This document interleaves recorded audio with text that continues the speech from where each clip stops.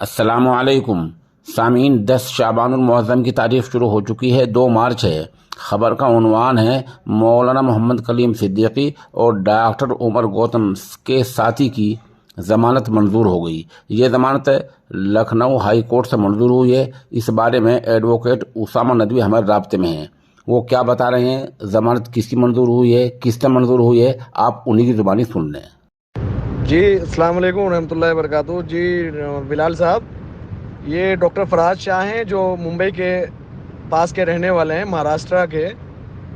ان کو دھرمانترن کے معاملے میں گرفتار کیا تھا۔ یہ ایک MBBS ڈاکٹر تھے اور ان پہ الزام لگایا گیا تھا کہ انہوں نے بڑی تعداد میں غیر مسلم لوگوں کا دھرمانترن کرایا ہے غیر قانونی طریقے سے۔ تقریباً 3 گھنٹے بحث کی ہے فاضل وکیل نے ان کی طرف سے، اور ان کو لکھنؤ بینچ، الہ آباد ہائی کورٹ کی لکھنؤ بینچ نے آج ان کی بیل منظور کر لی ہے۔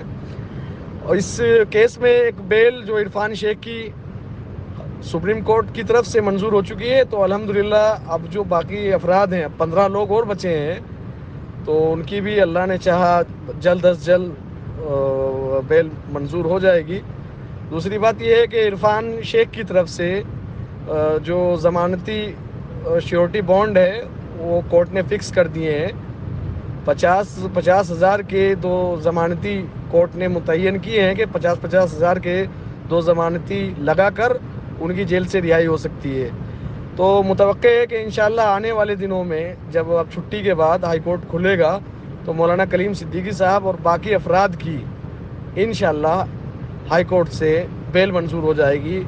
تمام حضرات دعا کریں اور آپ سے بھی دعاؤں کی درخواست